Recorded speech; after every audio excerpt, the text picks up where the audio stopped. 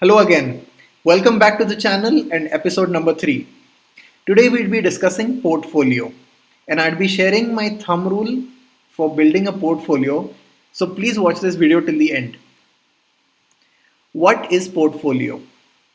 Portfolio is a collection of group of assets including transactions in equity, securities such as common stock and debt securities such as banknotes, bonds and debentures.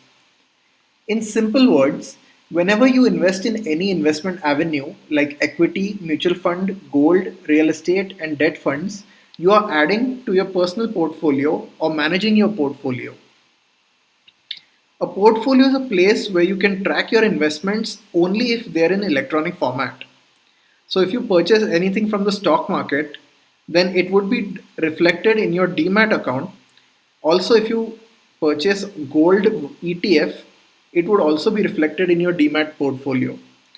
But if you purchase any physical asset like physical gold or land, then it won't be reflected anywhere unless and until you personally update it in your personal tracker on maybe a software like Microsoft Excel. There are many portfolio tracking websites which are very easy to use. You need to register there with your PAN card and it is absolutely free. I've made a very basic portfolio tracker for understanding. Let's say someone bought ABC equity shares on 1st of January 2010 and the unit price was 1000 rupees per share. 10 quantities were purchased. So 10,000 rupees was invested and today the price of one share is 880 rupees. This means that there's a net loss of 1200 rupees. Similarly, shares of XYZ company were purchased on the same date at 500 rupees per share and 50 quantity and 730 is the current price. 11,500 rupees is the net profit earned in XYZ. This is a very simple tracker which you can use. I have attached the link of this sheet in the description. So if you want, you can download it from there.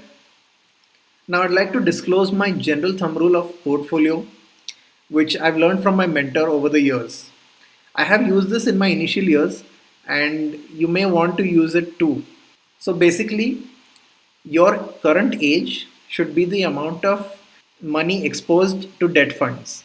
So let's say you're 25 years old today, then 25% of your funds, portfolio funds, need to be invested in debt funds like fixed deposit, recurring deposit, and PPF, while the balance 75% needs to be invested in non-debt funds like equity, mutual funds, gold, and real estate.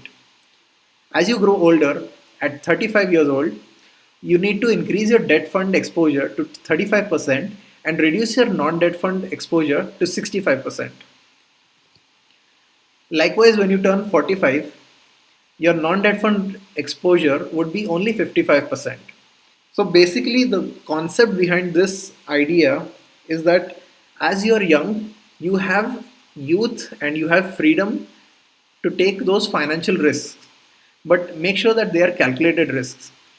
And also, at the age of 25, you would not have the responsibilities you would have when you grow older. So do take those calculated risks. I'd like to conclude this video by Jeffrey Gundlach's quote. The trick is to take risks and be paid for taking those risks, but to take a diversified basket of risks in a portfolio. My interpretation is that you as an investor need to take calculated risks and always diversify your risk in your portfolio. Do not overexpose any one or two investment avenues, just like you'd not keep all your eggs in the same basket concept. Hope you enjoyed this video and do let me know your thoughts and views. If you enjoyed this video, please drop a comment and share it to someone who might also find this useful. Until next time, stay invested.